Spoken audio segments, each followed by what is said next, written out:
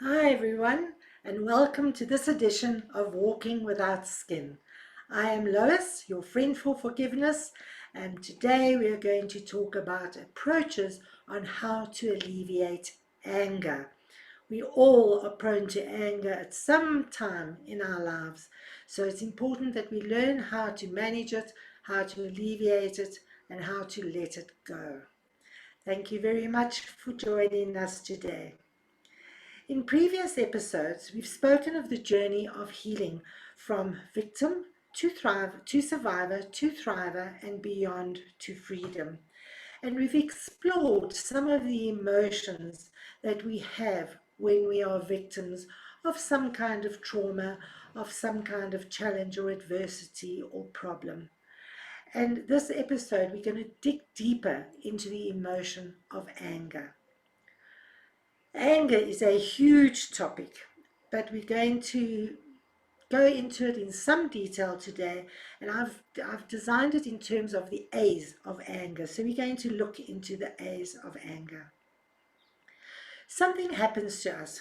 It could be unpleasant, it could be unfair, it could be dreadful. And we become abused, we get hurt or provoked in some way, and we suffer this trauma. So when we have a right to be angry, when somebody does something bad to us, when they've done something unfair or not good to us, and this we call righteous anger. So we're allowed to be angry. You then, on the other hand, you have toxic anger, and this is the anger that somebody uses to try to manipulate you, intimidate you, hurt you, control you, such as the anger displayed by an abuser. And somebody who's really going all out to hurt you. And yes, anger can be self-directed. If only I had done this. What if I had? Why didn't I? And we can have that anger as well.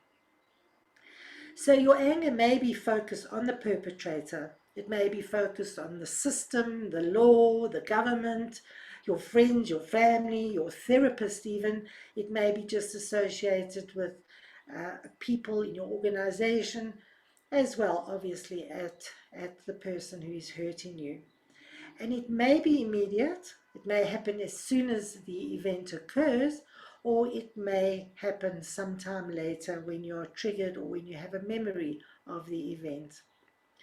And the mental and emotional indicators of anger can sometimes somatize into your body, and it can manifest as muscle tension, aches and pains in the body, inflammation, high blood pressure, depression, stress, and all those associated illnesses. It gets stuck in our bodies. And in my case, it got stuck in my body, and it only happened, or it only revealed itself 2 years later when I found myself totally and completely debilitated with a back problem, 2 failed back operations, and been bedridden for 6 months. It had somatized into my body, and it was all psychosomatic. There was nothing physically wrong with me. It was all in the emotions. Not only can it somatize into your body, but it can damage your relationships. Trust gets broken down.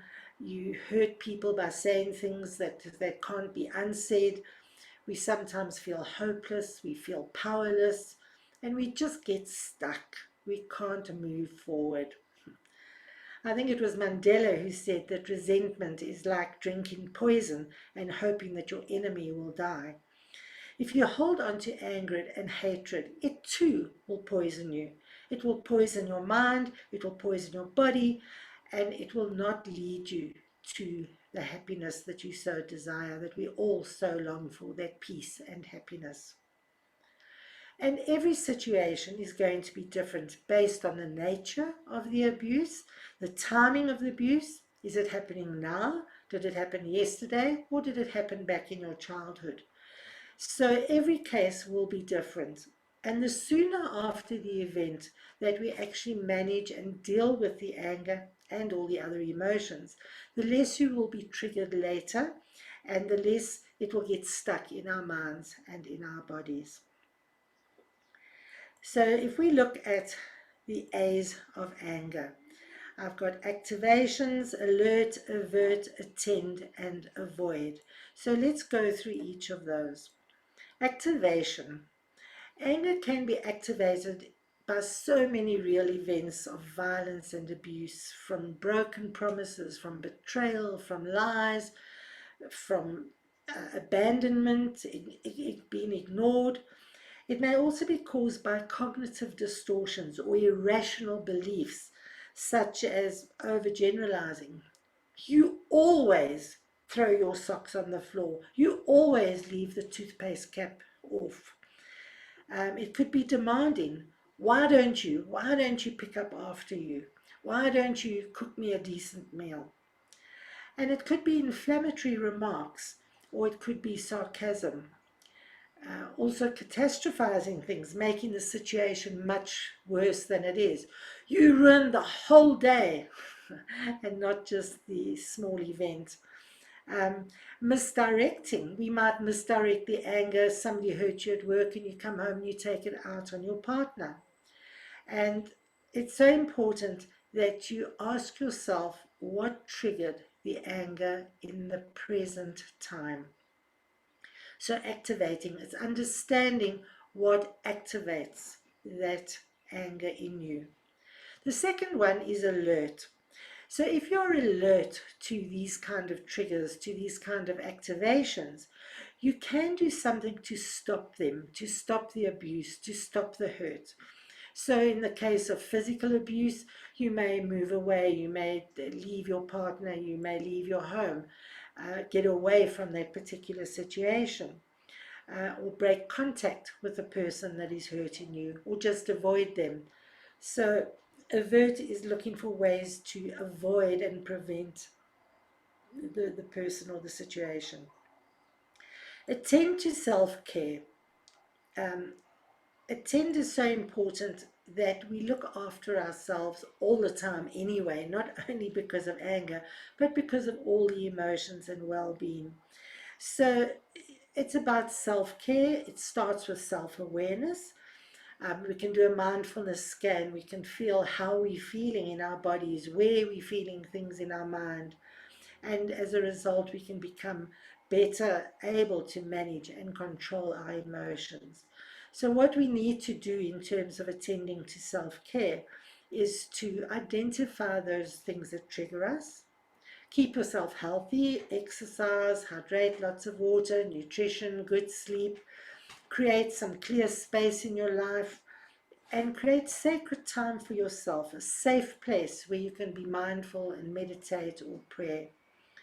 And then obviously there is avoid, and we may want to avoid the situation completely because we are afraid that we're going to harm our reputation or people are going to think less of us. So we want to just avoid the situation and pretend it never happened.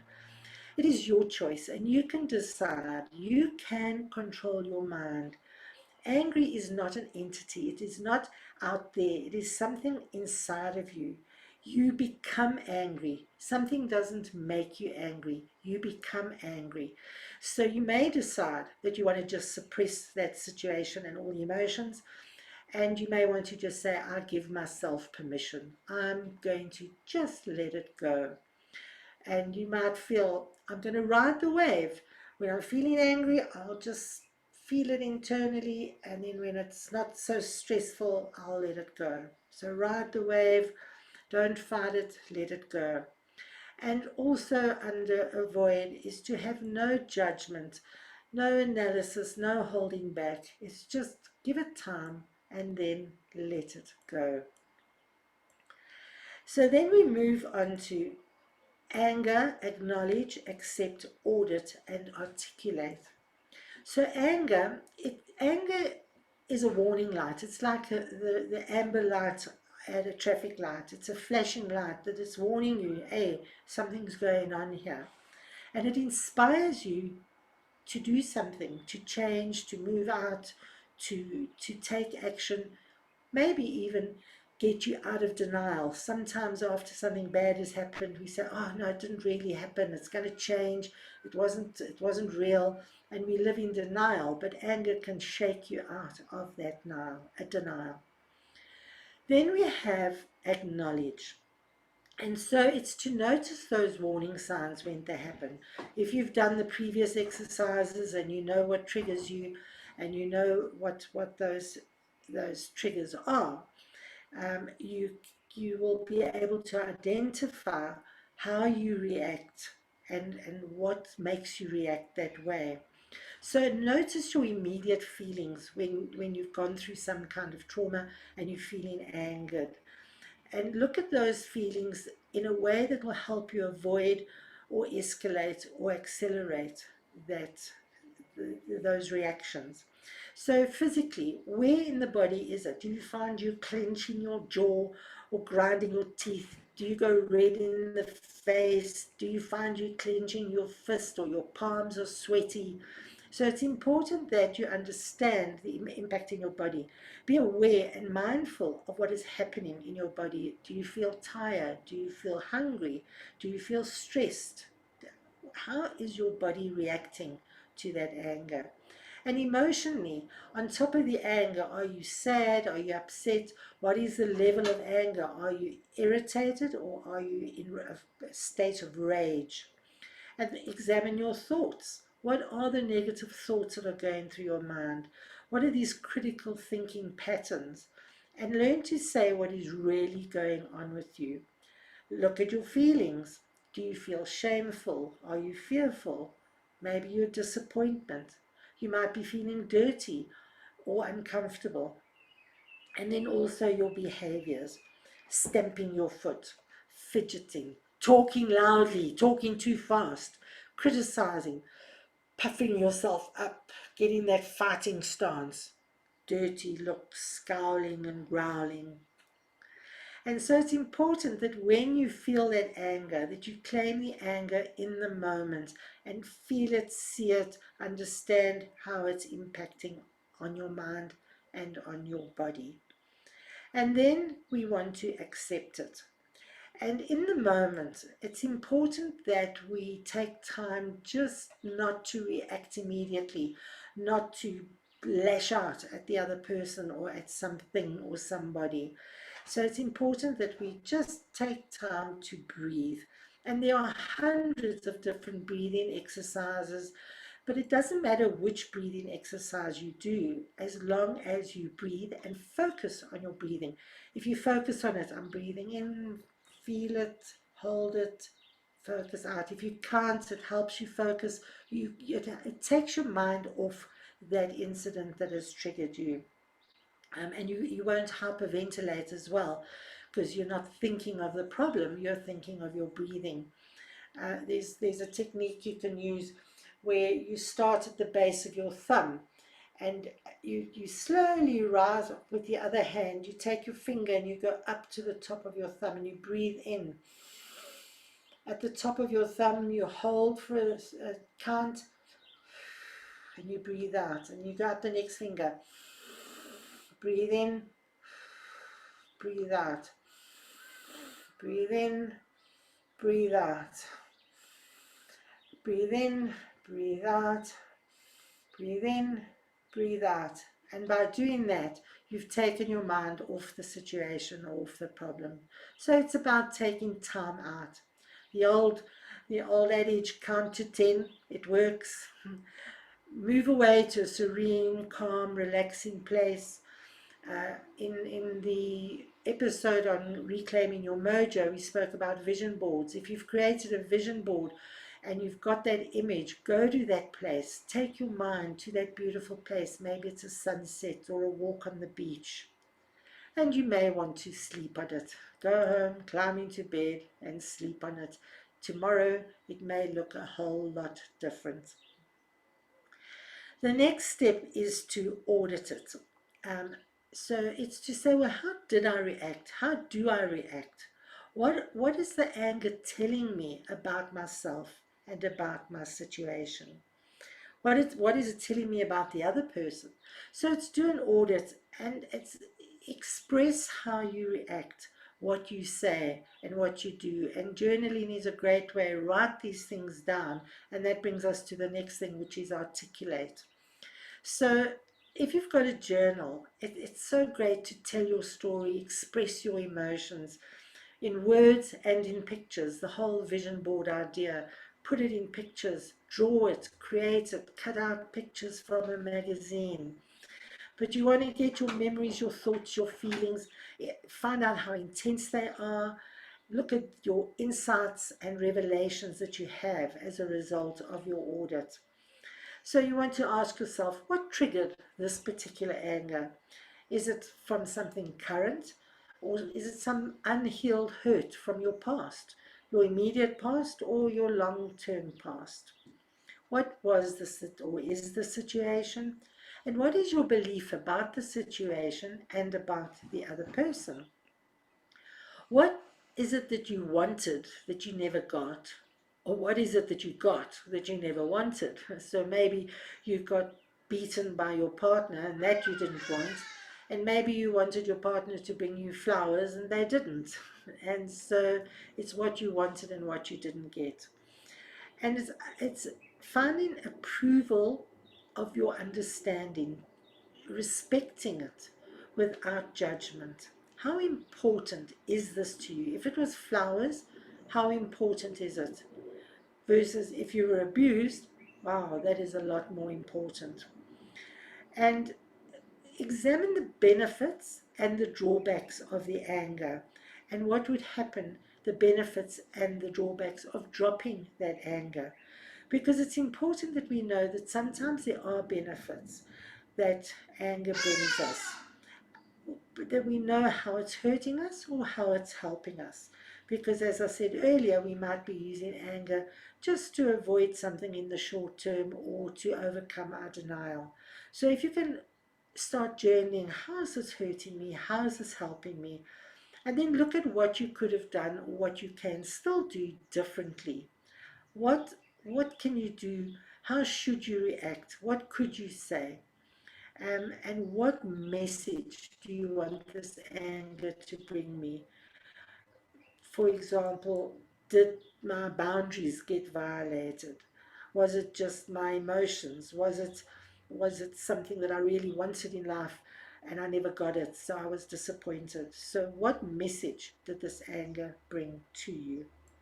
So that is articulate, very, very important to write. Writing is very therapeutic for any emotional, it's writing is a good thing to do, just to be able to put your thoughts in there. And to write by hand is so much more beneficial than typing.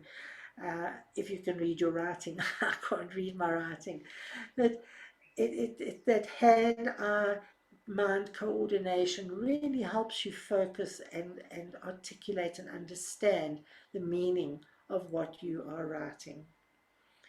We then go on to act.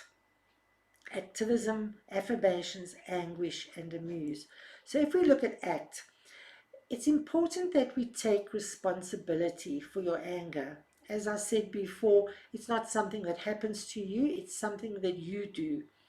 So you need to decide, are you going to keep it, act on it, or release it? And it's your choice what you're going to do with it. But you can use your anger to activate a change in yourself and in others. And in the moment, you can choose to remain calm and in control, no jumping to conclusions. You want to lash out, you want to shout, you want to hit, you want to scream. If you can just take those breaths, remain calm, and listen to what the other person or what is going on. Ask questions. Don't make excuses. Don't ask for exclamations. And just listen. Ask questions and see if you can find some level of understanding, some level, some common ground. Activism is where you take big action. So in my case, I became an activist almost immediately. I was so angry that this had happened to me, that this person had come into my space and hurt me so violently and so aggressively, and this person was out on bail for rape. I was so angry. I was angry obviously with the rapist. I was angry with the law, I was angry with the police, I was angry with the government, I was just angry with everybody. So activism is taking action to change something. So examine what was wrong. In our case, the law was wrong, the actions were wrong. And then asking for what you need to make the change. What do I need to do? Who do I need to call on for support? Where do I go? What do I do to respond to this injustice? How do I fight back? And I I went out and I lobbied and I gave public interviews and I petitioned and I wrote to ministers, and my idea was to change the law, and I did have an impact on the new constitution in the country at the time. And it's about going as well with those positive thoughts, having those affirmations, create those vision boards. Choose to feel something else. I choose not to be angry. I choose to be empathetic and compassionate, or whatever is the emotion. We looked at that in the reactivating or recovering your mojo episode if you want to go back and get more information on that. And then the next one is anguish. And this is how do we accelerate or explode so that we can extinguish the anguish that we are feeling. And this is using our energy mostly physically. So you can scream, just make sure you scream in a place that's not going to attract too much attention. And you can scream out that pain from deep inside you. Go somewhere out into the country first and express as loud as you can. You can express in art and in a creative way, drawing, painting, any form of art, music, doesn't really matter. Express your emotions, say everything that you're feeling. Be physical. Punch a cushion. I've got these, I call them my zip zap dolls. You get a pool noodle or a cushion and you can dress these dolls up as the person that you're angry with. You can dress them up and you can beat them and get rid of some of your anger that way. You can dance at a photo of the person, or put a photo among some rocks and throw rocks at it. Shake it out, dance to some heavy metal music. What else can you do? You can go for a run or a long walk. You can go and garden, digging in the dirt. Wow, that's actually very, very calming to go in and do some gardening. Take the gloves off and get the dirt under your nails. Dig a hole, use up that energy. Take a cold shower, figuratively and emotionally. Just imagine ice cold water pouring over you. Write poetry. Haiku is very easy. It's the 5 7 5 syllables, and anybody can do haiku. Not always well, but it's easy enough to do. So, for example, a haiku could be, I am so angry. I know it does not serve me. I will dig a hole. So it's 5 7 5. Okay. And then do something that will amuse you. Do the opposite of what I've just said, all those anguish actions. Do something completely opposite. Just start smiling and laughing. Think of something fun. Find a joke. Go and look at a funny video. Get in touch with nature. Play with a pet or a baby. That can always be a lot of fun, especially watching cats and dogs do funny things. Look at your favorite picture. Look at that vision board that we spoke about. Do something completely opposite and different to what you would normally do. Instead of shouting, whisper. Okay? Just do something different. Instead of shaking your fist, put your hands in your pocket. Do something different. Find a way that you can be kinder. Be curious. Ask questions. What do you need to do or see? What can you do differently? What action can you take? Remember that compassion begins with courage. Courage to be kind and to be better.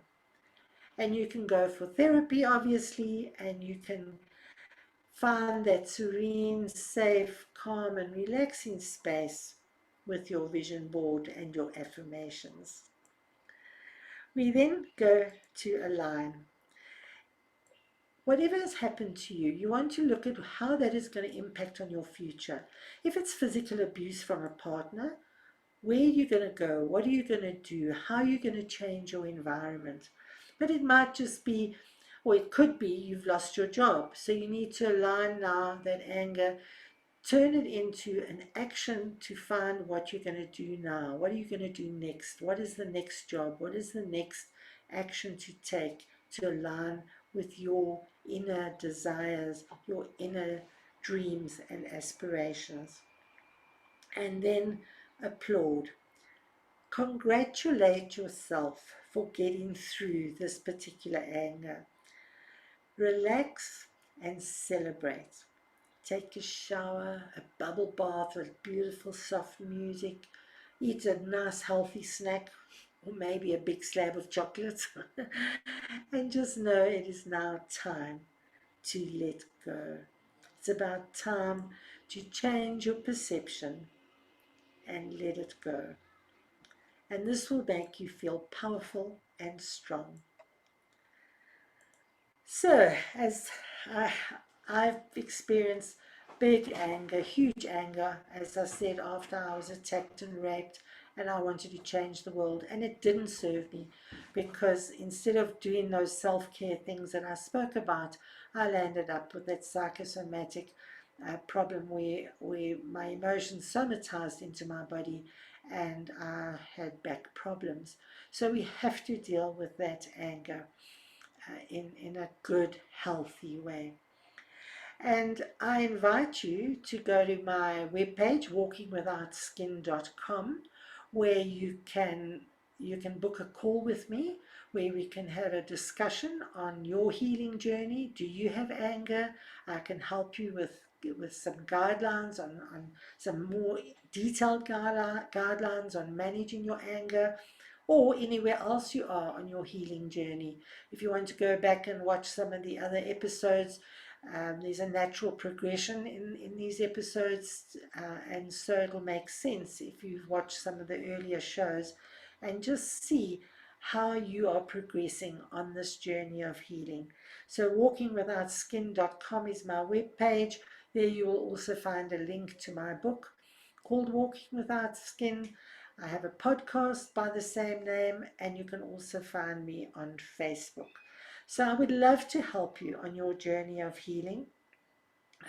Lois, I call myself your friend for forgiveness, because I really want you to find that forgiveness, but that's going to come much later in the series. At the moment, we're dealing with those negative emotions that we have when we are still a victim after experiencing some kind of negative change, adversity, or challenge. And predominantly, if you've experienced physical or emotional abuse, how do you recover from this? How do you get your life back? How do you find that freedom that will take you to a pain-free and peaceful place? So I invite you all, please do contact me, and let's all fly free.